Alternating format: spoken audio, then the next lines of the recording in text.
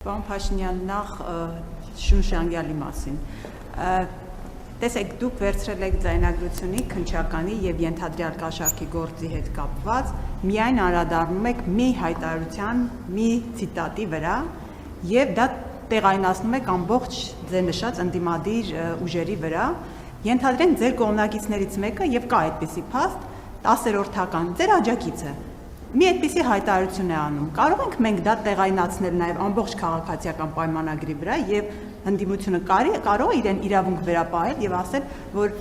քաղաքացիական պայմանագիրը ամբողջությամբ այսպես է վերաբերվում հասարակությանը։ Դա ընդունելի տարբերակ է, այս առումով խնդրում եմ ձեր գնահատականը։ Երկրորդը դուք պարբերաբար նշում եք Սամվել Կարապետյանը, վախենում եք, որ բոմժ կդառնա Սամվել Կարապետյանը, երեք նա անդրադարձել է դրան եւ նա ձեզ ասում է դուք կներեք, ցիտում եմ իրեն, դուք բուժման կարիք ունեք։ Եվ երրորդ հիմնական հարցը ձեր խաղաղության օրակարգի մասին եմ ուզում խոսեք, դուք ասում եք խաղաղություն ենք բերել, Ադրբեջանի հետ խաղաղություն ենք կառուցում, բայց նույն Ադրբեջանը մշակութային ցեղասպանություն է իրականացնում Արցախում եւ եկեղեցիները հիմնահատակ ավերում։ Սա է խաղաղությունը, այսպիսի խաղաղություն ենք բերում։ Գիտեք, եթե որևէ ԿՊԱ-կան նման արտահայտություն անի եւ մենք նրան իմանանք եւ համապատասխան միջոցներ չձեռնարկենք եւ չդատապարտենք հրապարակային եւ կարգապահական վարույթ չհարուցենք, այո, դուք կարող եք ասել։ Սրա մասին է խոսքը։ Եվ սրա մասին կարա տեղի ունենա, բայց մենք կուսակցությունը դիրքորոշում արտահայտում է դրա վերաբերյալ։ Եղել են դեպքեր, որ ոչ կոռեկտ արտահայտություններ են եղել, մենք շատ արագ դրան բան ենք արել, կամ ներողություն ենք խնդրել, կամ ինչ-որ մի բան ենք արել եւ այլն եւ այլն։ Խոսքը դրա մասին է։ Ինչ վերաբերում է բուժմանը, ճիշտն ասած, իրոք բուժման կարիք ունեմ, որովհետեւ մի քիչ խարբուխ եմ, որ 10 օրից ավել չի անցնում, այնպես որ շնորհակալ եմ իմ առողջական վիճակով այդպես հետաքրքրվելու համար։ Վերջին հարցը ինչ եմ գրել։ Էլ ինչ։ Հա, խաղաղության մասին, գիտեք, էլի հետեւյալն եմ ուզում ասել։ Այդ հարցերին պատասխանելիս, գիտեք ինչու՞մն է դժվարությունը, այդ հարցերին պատասխանելիս, որովհետև մենք պետք է մտնենք դաշտեր եւ խոսենք բաների մասին, որի մասին ընդունված չի եւ լավ չի խոսալ։ Ես նախկինում, բայց անուղղակիորեն խոսել եմ դրա մասին։ Ասել եմ, որ մենք պետք է նկատենք, որ տարածաշրջանում կան մեղադրանքներ, որոնք որոշակի հայելայնություն ունեն։ Մենք ենք մեղադրում, մեզ են մեղադրում, մեզ են մեղադրում, մենք ենք մեղադրում, մենք ենք մեղադրում, մեզ են մեղադրում եւ այլն եւ դուք համոզված եք, չէ՞, որ ասում եք 100%-անոց ճշմարտություն։ Մենք համոզված ենք, որ ասում ենք 100%-անոց ճշմարտություն։ Այն մյուս կողմն էլ է ասողը համոզված է, որ ասում է 100% ճշմարտություն։ Եվ խնդիրը հետեւյալն է, որ այդ տրամաբանությանը պետքա մի օր կանգ առնել, պետքա վերջ տալ դրան։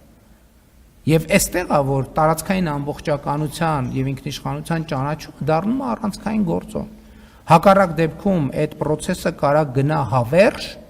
եւ մենք տեղ չհասնենք եւ այդ պատերազմի կոնֆլիկտի ցիկլը չհաղթարենք։ Էլի ուզում եմ ասեմ, պատերազմները, այդ թվում Ղարաբաղի շարժումը առաջին հայացքից շատ անմեղ բաներից է սկսել։ Հետո դարձել է մի իրավիճակ, երբ որ երկրների ու ժողովուրդների ճակատագիր արժեցել։ Ես կարծում եմ, որ մենք պետքա կանգ առնենք,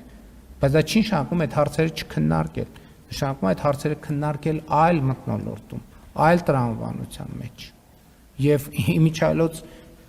ես ուրիշ բան եմ մտածում։ Ես Հայաստանի Հանրապետության վարչապետ եմ եւ ասում եմ, իսկ Հայաստանում կան պատմամշակութային հուշարձաններ, որ հենց այսօր ոչնչացվում են։ Այո, կան եւ իմ հոգսը Հայաստանի Հանրապետության տարածքում գտնվող պատմամշակութային հուշարձաններն են եւ էսա պատճառը, որ եթե թիվը չսխալվեմ, Հայաստանի պետական բյուջեից մենք եռապատկել ենք միջոցները։ Ես օրինակ գնացել եմ Այգեհովիտ գյուղում գտնվող Սրվեղի վանք եւ տեսել եմ, որ ավերվում է այդ վանքը։ Վերադարձել եմ հանձնարարական եմ դրվել վերականգնել։ Գնացել եմ Բջնի եկեղեցի, տեսել եմ պատը քանդված է։ Վերադարձել եմ հանձնարարական տվել պատը բանանել։ Գնացել եմ Բջնի ամրոց, տեսել եմ, որ ամբողջը ծառերով փակված է եւ ճանապարհել գոյություն չունի։ Վերադարձել եմ հանձնարարական եմ տվել, որ կառուցել։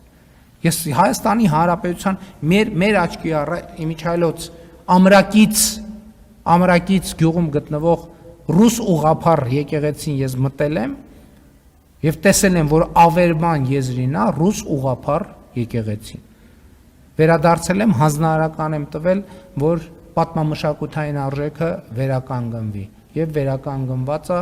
ուրախ եմ, հույս ունեմ այն օր չհասցրեցինք մտնել, առաջիկա մի առիթով կգնանք եւ կտեսնենք ինչա վերականգնման